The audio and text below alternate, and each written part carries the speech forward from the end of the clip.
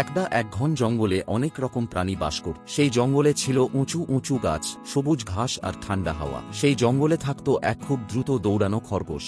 খরগোশ ছিল সবার মধ্যে সবচেয়ে দ্রুতগামী প্রাণী। সে দৌড়াতে পারত বাতাসের মতো। খরগোশ নিজের গতিতে ভীষণ গর্বিত ছিল। সে ভাবত কেউই তাকে দৌড়ে হারাতে পারবে না। সেই একই জঙ্গলে থাকত এক ছোট ধীরে চলা কচ্ছপ। কচ্ছপ ছিল শান্ত, ধৈর্যশীল আর পরিশ্রমী। সে কখনো কারো সাথে ঝগড়া করত না। খরগোশ প্রায় কচ্ছপকে দেখে হেসে উঠত।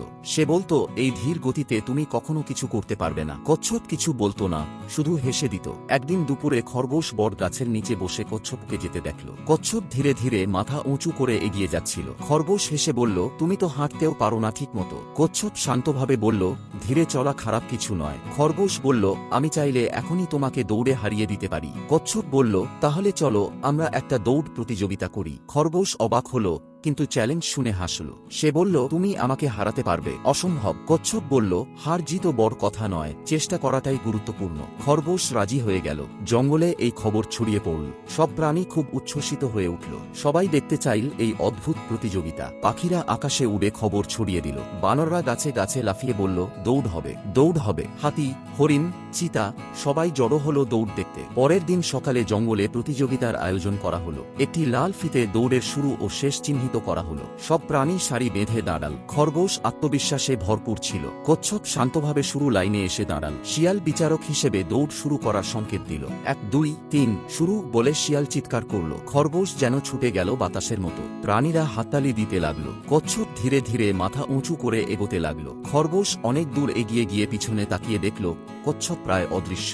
সে হেসে বলল, এইভাবে আমি সহজেই জিতব। সে একটা গাছের নিচে এসে বসে পড়ল। ঠান্ডা বাতাস বইছিল, জঙ্গল ছিল শান্ত। খরগোশ ভাবল, আমি একটু বিশ্রাম নিই, তারপর শেষ করব দৌড়। সে গাছের নিচে শুয়ে চোখ বন্ধ করল। হাওয়া বইতে লাগলো। খরগোশ তন্দ্রায় ঢলে পড়ল। অল্প সময়ই সে গাঢ় ঘুমে চলে গে। এদিকে কচ্ছপ থামেনি। ধীরে ধীরে কিন্তু দৃঢ় পায়ে সে এগিয়ে চলল। তার মুখে ছিল শান্ত হাসি। সব প্রাণী অবাক হয়ে দেখল কচ্ছপ ক্রমশ এগিয়ে আসছে। পাখিরা চিৎকার করে বলল, দেখো কচ্ছপ আসছে। কিন্তু খরগোশ তখনও ঘুমিয়ে। সূর্যের আলো পাতার ফাঁক দিয়ে তার গায়ে পড়ছিল। কচ্ছপ এক পা করে ফিনিশ লাইনের দিকে এগোতে লাগলো। সে ঘামছিল, কিন্তু থামল না। তার মনে ছিল একটাই কথা, ধীরে চল, কিন্তু থামিস না। অবশেষে সে ফিনিশ লাইনের কাছাকাছি পৌঁছে গেল। প্রাণীরা হর্ষধ্বনি করে উঠল। ঠিক তখন খরগোশ হঠাৎ ঘুম থেকে জেগে উঠল। সে দেখল কচ্ছপ অনেকটা এগিয়ে গেছে। খরগোশ তাড়াতাড়ি উঠে দৌড়াতে লাগলো, কিন্তু তখন অনেক দেরি হয়ে গেছে। কচ্ছপ ঠিক সেই মুহূর্তে ফিনিশ লাইন পার করল। জঙ্গল জুড়ে তুমুল উল্লাসধ্বনি উঠল। সব প্রাণী কচ্ছপকে অভিনন্দন জানাল। খরগোশ লজ্জায় মাথা নিচু করে দাঁড়িয়ে রইল। কচ্ছপ বলল, গতি নয়, ধৈর্য আর চেষ্টা সবচেয়ে গুরুত্বপূর্ণ। খরগোশ মাথা নাড়ল এবং কচ্ছপের কাছ থেকে শিক্ষা নিল। সেই দিন থেকে খরগোশ আর কখনো কাউকে ছোট করে দেখেনি।